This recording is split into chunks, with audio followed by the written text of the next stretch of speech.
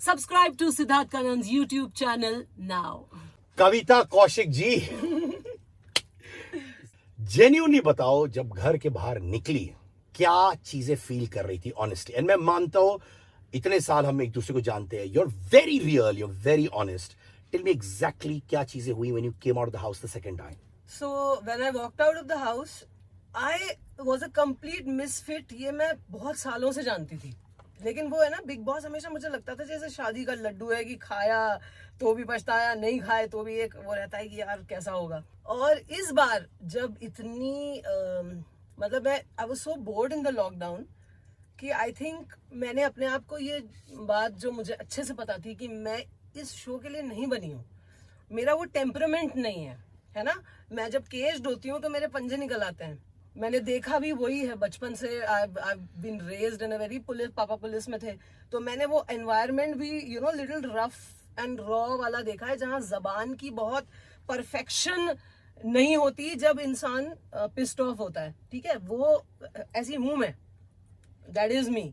But somebody जिसको कलेश पसंद है, मुझे कलेश पसंद नहीं है, मुझे डर लगता है कलेश से. और ये शो ही शब्दों का शो है.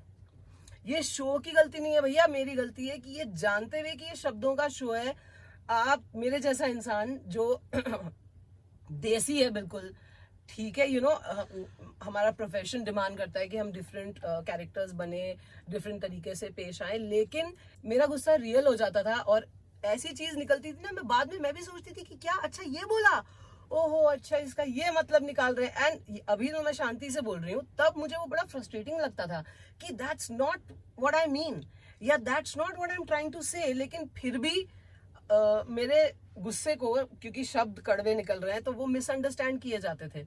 जो भी लड़ाइयाँ मेरी हुई वो सिचुएशनल हुई and I give it to them कि they are much smarter than me, क्योंकि उन्हें गेम पता है जिससे वो एक perfect hero, heroine, villain character, बुआ की बेटी, चाचा का भाई, ये एक जैसा होता है ना, वो बने. क्या आप ये कह रही हैं कि दूसरे लोग एक्टिंग कर रहे हैं और आप रियल थी? नहीं, ये नहीं कह रही हूँ. मैं ये कह रही हूँ कि दूसरे लोग जो हैं, जो झगड़े हैं या जो मुद्दे हैं वो उठाते थे.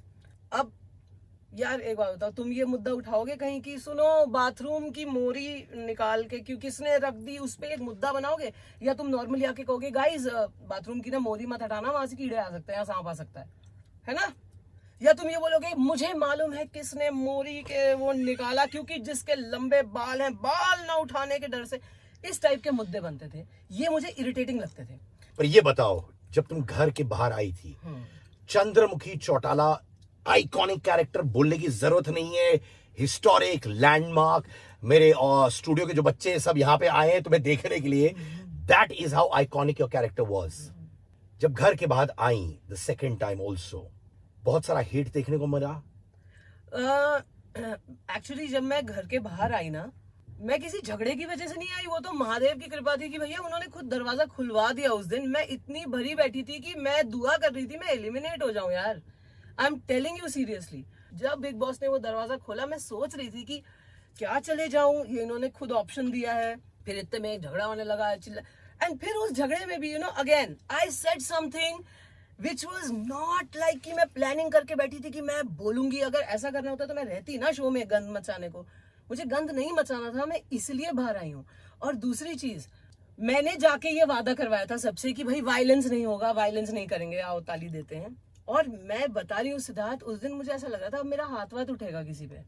And I told myself कि it's I was cringing at the whole situation. किसी की गलती नहीं है, लेकिन क्यों हो रहा है ये, और कोई बोल रहा है, चिल्ला रहा है. फिर आई रिएक्ट एंड आई से समथिंग विच इज नेस्टी.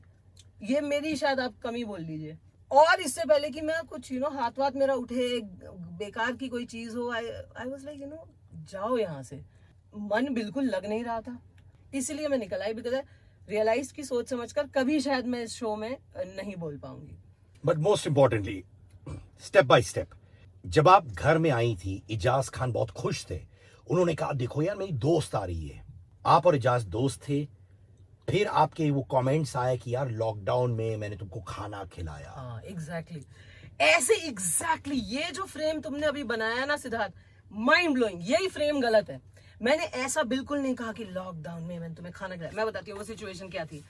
हम ये एक झगड़ा हो रहा था, हमारा एक झगड़ा हुआ था, फ्रेंड थे नहीं थे बात ही छोड़ दो, बात दीगर है। जो भी एक झगड़ा हुआ, क्यों हुआ ठीक है, लंबा प्रोवोकेशन उसका, मैंने कुछ समझा, ये कुछ समझा ना, टोल्ड मेरे से बात मत करो, ये वो। उसके बाद जब वीकेंड के टाइम पे ना हम दोनों ऐसे खड़े हैं, हमारे मुंह पे छापे लग रहे हैं कि भैया आप रह सकते हैं घर में, नहीं रह सकते। एक तो पता नहीं लोग कैसे झेलते हैं छापे। इट वाज सो, मतलब मेरा तो वही एकदम, I was so angry, it was very humiliating यार। कभी नहीं हुआ लाइफ में मेरे साथ, मेरे को। और मैं शायद वही सिद्धार्थ, मेरे को वो डेस्परेशन नहीं है कि मैं खड़े होकर छापे लगवाऊं, मुझे बहुत गुस्सा आ रहा था। अब वो मेरे बगल में खड़ा था and you know Salman sir ने पूछा कि क्या है, आप फ्रेंड है नहीं है? तो मैंने कहा सर उससे ज्यादा बार मैं आपसे मिली हूँ और ऐसे ऐसे। तो एजाज ने मेरे से पूछा, मतलब पूछा इन द सेंस वो मेरे बगल में खड़ा था, एंड ही सेड कि अरे तो मेरे लिए डब्बे पैक कर करके क्यों देती थी? तो मैंने ये सुन के उसकी बात के जवाब में ये बोला, हाँ तो लॉकडाउन में ये मेरे को फोन कर, you know how you are talking and you don't realise कि क्या आप इसका बड़ा बुरा मतलब निकले। उसने मेरे को बोला तो मेरे लिए डब्बे पैक कर करके क्यों देती थी? एंड आई एम लाइक अरे तो लॉकडाउन में जब ये मेरे को फोन करता था कि मेरे को कोई है नहीं, कुक नहीं है, इट डिडंट मीन कि वो, अरे यार वो इतना सक्सेसफुल एक्टर है, उसके पास क्या खाने को नहीं होगा? ऑब्वियसली ना, I am not trying to say that, I am trying to say कि अकेला था, despite of not knowing him personally, I was checking up on him, on many people that I know are not married और don't have girlfriends और families जिनकी साथ नहीं रहती, यहाँ पे अकेले रहते हैं। लॉकडाउन में उनको कठिनाई हो रही होगी, रोज बोरिंग हो जाता है, अपने लिए झाड़ू भी लगाना, अपने लिए खाना, तो कई लोग यू नो बोरिंग सा बना के रख लेते हैं, फ्रीजर में रख लेते हैं। सो इट वाज, तो मैं वो एक्सप्लेन कर रही थी and since I was angry और वो छापे लग रहे थे एंड एवरीथिंग, वो किसी ने नहीं सुना कि भाई वो उसने पूछा कि डब्बे पैक कर करके क्यों देती थी, मैंने उसकी बात के जवाब में बोला था। इसमें ऐसा क्या गलत है कि ये हो गया? और ठीक है चलो बोला तो बोला, सिद्धार्थ बिग बॉस के गेम में यही होता है, किसी ने कुछ बोला पकड़ लो पकड़ लो, अरे अरे इसके मुंह से ये निकला, इसका ये मतलब निकल सकता है कि she is being unkind, she ये तो सुना रही है। जी नहीं, मैं किसी को सुना नहीं रही हूँ, जता नहीं रही हूँ। उसने सवाल पूछा, मैंने जवाब दिया, दैट्स इट। मैं गुस्से में थी, मैंने टेढ़ा बोला, ऐसा लगा आपको मीन की मैंने ये बोला है, सो बिग डील यार। और मैंने ना पता है बाहर आके कोई इंटरव्यूज इसीलिए नहीं दिए सिद्धार्थ क्योंकि it is so ridiculous. I am not some starlet, मैं 20 साल से काम कर रही हूँ यार। और हेट मुझे ऑडियंस का नहीं, बिग बॉस का तो मुझे ठीक है, पता है कि एक वो हो जाता है, everyone gets involved and people जो दिखता है उनको वो उस पे बोलते हैं, जो दिख रहा होता है ना उससे कहीं ज्यादा होता है घर के अंदर।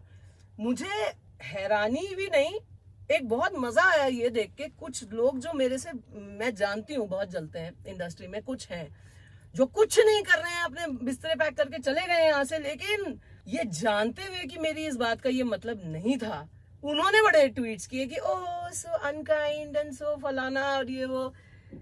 इससे ये पता लगता है कि किसी के साथ कुछ भी हो, अच्छा बुरा, मिसअंडरस्टैंडिंग या व्हाटएवर, आप ये नहीं देखेंगे कि इंसान कौन है, कब से काम कर रहा है, उसकी क्या क्रेडिबिलिटी है, लेकिन उसमें कूद के 2 मिनट का फेम लेने के लिए सारे आ जाते हैं। You know that is what मुझे लगा कि इतना हल्का है सब कुछ।